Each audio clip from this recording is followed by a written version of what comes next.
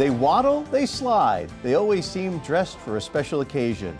Penguins have captured our hearts for generations with their unique charm. But what happens when one very special penguin begins to wonder why he can't fly? You get an inspiring children's book that teaches perseverance, self-discovery, and courage. It's called Why Can't I Fly? And it's a book that is written by author Donald G. Thomas, Sr., and he joins us in Historic Studio D this afternoon. Welcome. Thanks for having me. So before we get to the book, tell us a little bit about yourself. Well, I'm married to my wife, Veronica, who is an educator.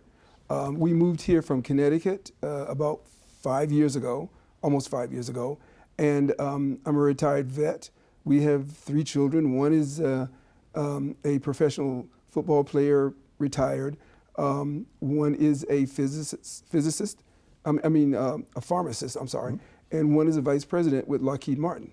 Quite a family. Yes, we're very proud of them. What inspired you to write a book? Well, I have a degree in biochemistry, and I've always been interested in animals, small animals, and I've had a thing for penguins. And I noticed when I was doing research that penguins don't have knees. So Okay. That is the reason they wobble. So I decided to put down some fun facts about penguins, and those fun facts turned into this book. The book then morphed into a character who is an emperor penguin who is born from a very large egg, and he is having dreams about flying. But every day he sees all of these bugs and bees and birds and some fish flying over his head every day. And he's wondering why he can't fly. He has wings, he's a bird, he has feathers, so why can't he fly? Sure. So he dreams every night, he dreams about this. And finally, he has this one dream. The final dream is he's dreaming that he's flying. And he wakes up the next morning and he starts to climb the highest iceberg he can find. So he wobbles up the iceberg, and as he's wobbling, he looks behind him, and thousands of other emperor penguins who were born around the same time he was, they were following him. And they followed him right up to the cliff, right up to the top. And as he wobbled, the closer he got to the top, the more afraid he got, because he didn't know what was coming next. So he wanted to turn back.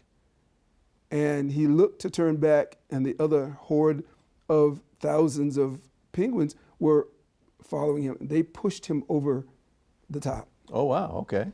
And that's when his instincts kicked in. He starts to flap his wings, but he's so large that the weight can't carry the wing, the bird.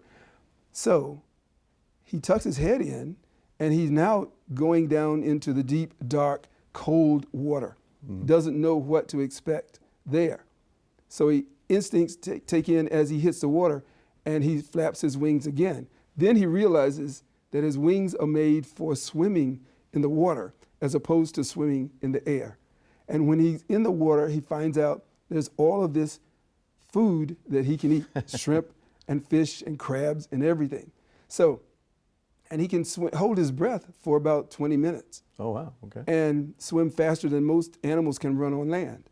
So now he wants, when the book ends, he says, now I need to go and tell my other cousins around the world, the other penguins, right, in Australia and Antarctica and Africa and all the other places where penguins reside, tell them that their wings are for swimming in the water as opposed to swimming in the air. right. So when people read the book, I'm going to try to get social media involved with my readers to help to send Prince, who is the main character, around the world so that he can tell the other penguins around the world what their wings are made for.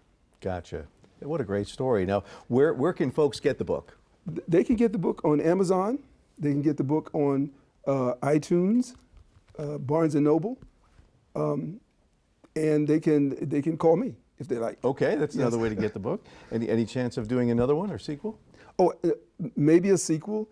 I am writing several other books, but we'll see what Prince does once he gets to certain areas and the obstacles that he has to come up against. Seems like he has a lot to teach us, which is Yes, wonderful. he does. Thank you so much, Arthur Donald G. Thomas Sr., for joining us today. Thanks for having me, please. Good luck with the book as well.